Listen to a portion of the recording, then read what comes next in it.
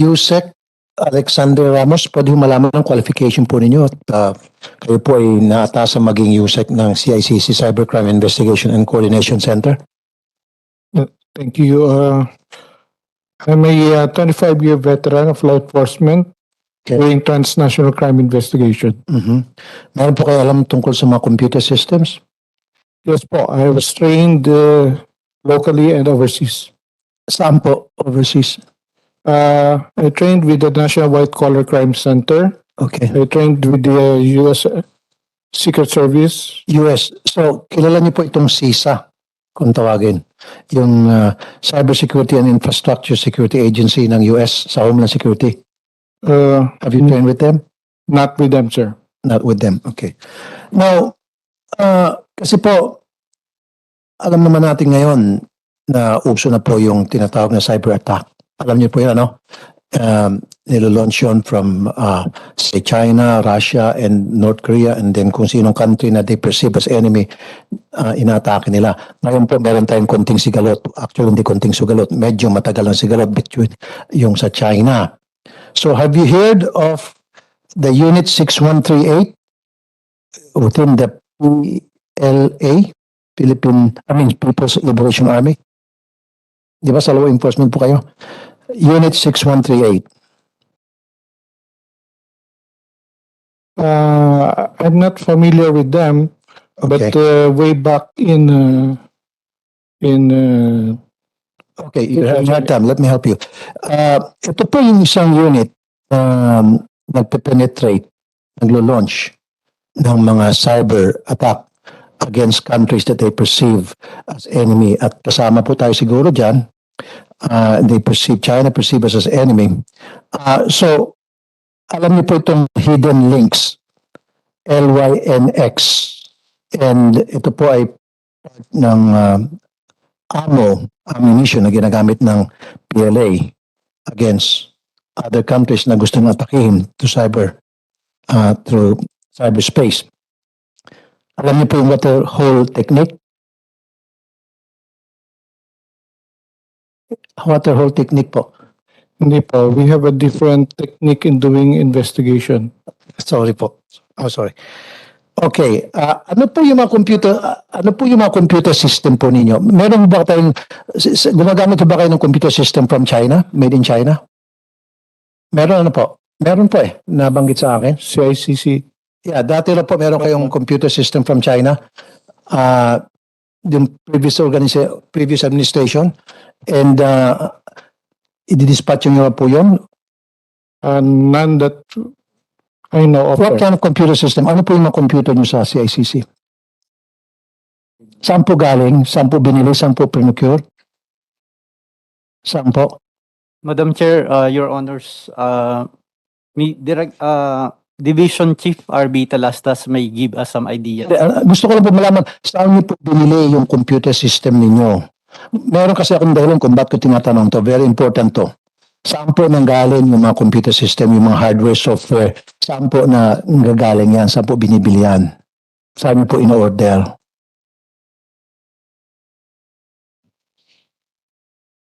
As Your Honor, the last digital forensic laboratory. No, sir. No, don't about forensic. Don't be very technical on me.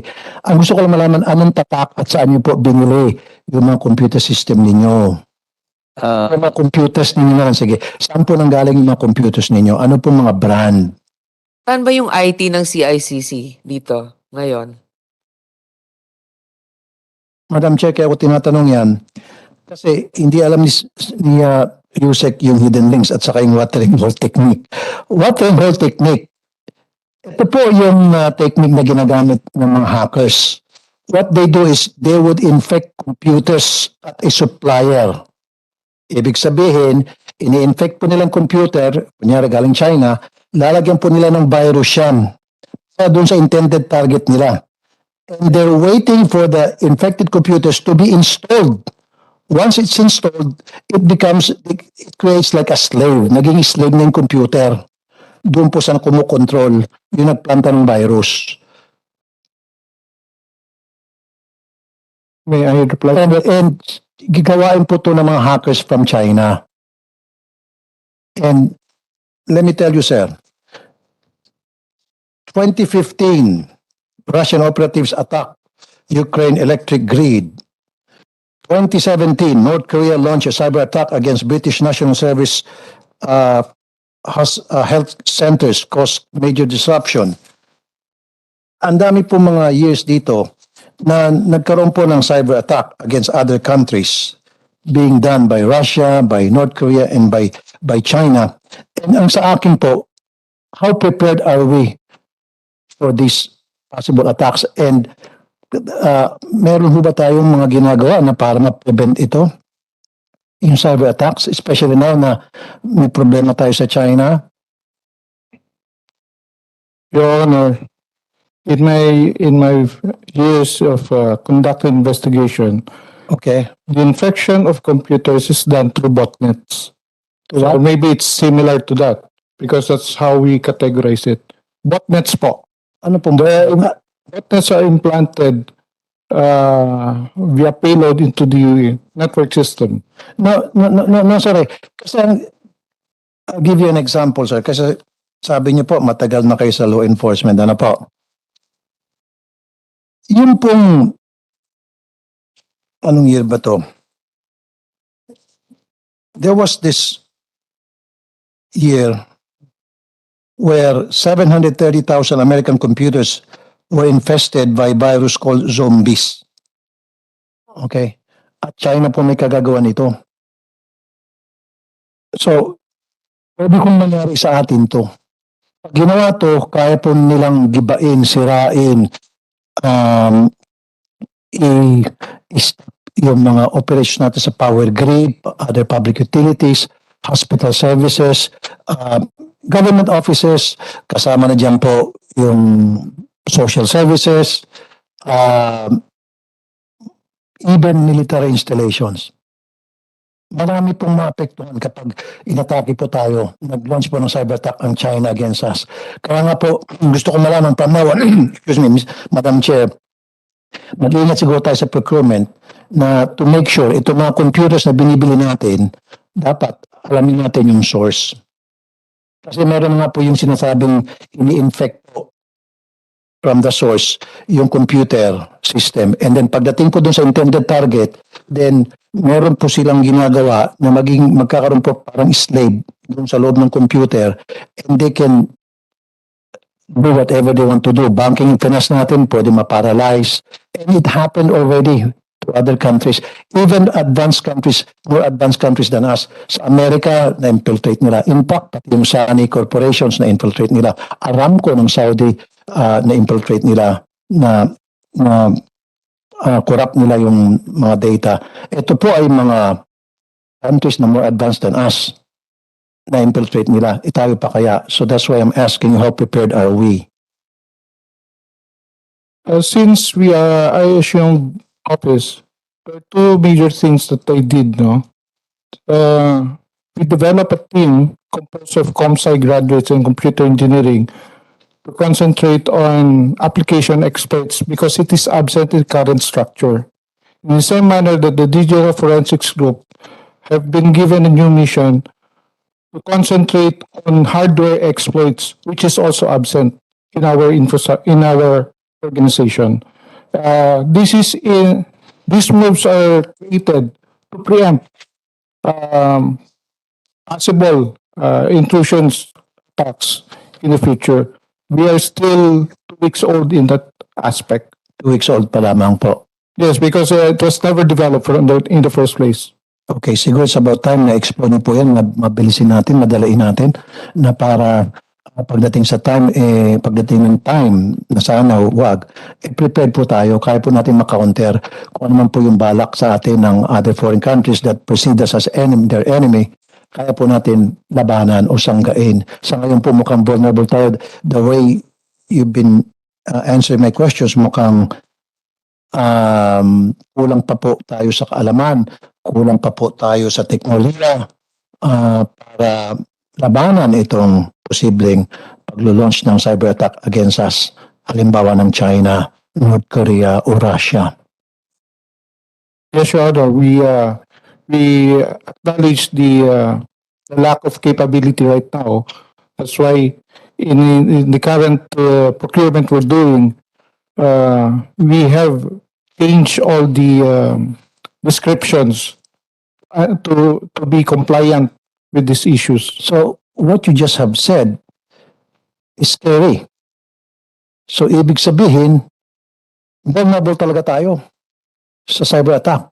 Sa We are, mga sir. hackers. We are. We are. Oh. Okay. That's why we are trying to increase our capability. Our capability by giving more budget. So, Madam Chair, siguro talagang bigyan natin ng budget to at kailangan niyo po siguro mag-seminar pa sa mga iba't ibang bansa tulad ng Amerika, tulad yung sinasabi kong CIC sa CISA na makakatulong sa inyo kasi ito yung forefront pagdating po sa anti-cyber attack. Itong CISA po from within the Homeland Security. Baka gusto niyo po mag-seminar doon. Pwede po namin ma-arrange para maturuan kayo ng mga technique paano mag-counter ng mga cyber attacks. Can I ask my deputy to talk about the efforts on training? Okay, sige po. Training. Sige po. Before he does so, do you have an Yes po, ma'am. joiner? Good afternoon po, Senator. Actually, apart from the CICC, even the DICT has its Cybersecurity Bureau, and we have the tools and the hardwares also in order to get information of these cyber threats po. We have several po, and we need enhancement, and that's why under the budget po also of the DICT, we are requesting po for the Cybersecurity Bureau in order to enhance this. Yung atake po kasi, yung cyber attack, iba. Bakit hindi kayo, they're under the DICT. Yes So po. why don't you just work with them? We are working po with them. But the procurement of your security equipment is different from theirs. How much are you asking for that initiative? Wait lang po. Kasi sabi nga ni Senator Nancy, napansin niya 240 million na ang budget ng CICC. So magkano yung sa inyo? Baka naman pag pinagsama, malaki. So under the Cybersecurity Bureau po, we have the National Computer Emergency Response Program. Kasi po dati, Madam Chair, meron natang 400 million intelligence funds previous administration pero mukhang napunta ata kung saan sa bulsa. Oo nga eh. Oo, mukhang nakurakot ata. But anyway, sana mabigyan talaga silang budget at yung budget na may bigay sa kanila magamit ng maayos. At ang gusto ko na mangyari talaga, lahat ng mga computer ninyo at ito po siguro i-advise niyo po sa lahat ng mga opisina ng gobyerno dahil kayo pong nasa forefront when it comes to cybersecurity na siguraduhin yung bibilihan natin, pagkukunan natin ng computer system, yung sa bansa na hindi natin kaaway, na wala tayong issue. Dahil kung kukuha tayo sa bansa na meron tayong issue, then ng mga computer systems natin, yung gagamitin natin, we're very vulnerable to cyber attack. At sinabi na nga ni Sir, ng USEC ninyo, na we are very weak right now at madali tayong ma-cyber attack. Di ho ba? So magkano nga yung ano ninyo? Equipment. Diba? For the renewal of the for ito additional na. Total na. The total po is 661 million. Discomposed po of different systems. For example, the renewal of the cyber range platform, the enhancement of the web information gathering system. Okay, this is part of your budget now. So this is separate pa from theirs. it's separate po. Akala ko you'll be working together. The Cybersecurity Bureau po kasi has a different mandate than What's the difference? The CICC. The Cybersecurity Bureau po, we have 3 offices po here. The first is the National Computer Emergency Response. So this is a combination of tools and systems that gather information so that we give it to the CICC for investigation. We analyze the information gathered by the tools. And we conduct also the trainings, the vulnerability test for other agencies so that we can ensure that those systems from other agencies are secured enough to repel this cyber attacks. Okay, so let's say a government agency or office is hacked. Their system is hacked. Who do they go to? You or them?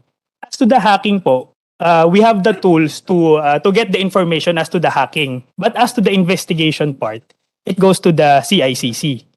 Okay, when you get the information, can you restore the It The varies operation. po. It depends on the attack. If the attack is already is a usual attack, kunyari napag-aralan na, we have systems para i-repel ito. But if the attacks are new, yung mga hindi pa napapag-aralan bago, we can get the information based on the data or the analytics kung ito ba ay mukha ba itong ginagawa na ng mga cyber criminals. Ito, pag nakuha namin yung information na to, we analyze it and we submit it to the CICC how for many them to people in investigate. your many department? How many people?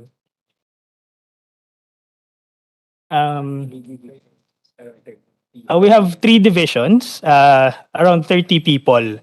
Okay, Senator Tulfo, sir. Yes. Paano kung nag-launch ng cyber attack against our power grid? Yan po ba na paghandaan nyo? Oo nga. Under our we have this system po kasi the National Security Operation Centers. Direct to the point na lang po. Sige po. Napaghandaan nyo po ba? Meron po kasi kami Security Operation Center. Right now po, 10 pa lang po na government agencies ang nakakonect dyan. Oo, And we 10 pa lang. endeavor po for this administration So lang po dapat makonect para as much as possible Consider po, policy kaya critical. po, kung kaya po lahat, better. Especially those critical information infrastructure po. May connect po namin para alam namin kung may mga atake na dumadating. Kasi madedetermine po na So ngayon what you're saying, Madam Chair, is vulnerable tayo talaga sa pwedeng mag-launch ng cyber attack against our power grid. Yes po. Wow. We note po that, and that's why we are doing this effort po para So halimbawa gusto ng China bukas, sabi nila, gusto namin atakehin yung power grid ng Pilipinas kasi medyo makulit, matigas sa ulo. Isang pindot lang, yari tayo. Brown out tayong lahat. Pwede na tayong lusubin. To be fair po to the previous administration, we have this National Cybersecurity Plan until 2022. It has the framework po. It has all the information and the knowledge na dinidisseminate natin sa mga tao. Because po, ang At alam niyo ba, bukod sa power grid, kaya din nilang atakehin yung banking and finance natin, yung mga banking institution, Yes. financial institution, Yes po, sir. yung ating mga social services, mga hospital, Yes. kaya nilang atakehin yan.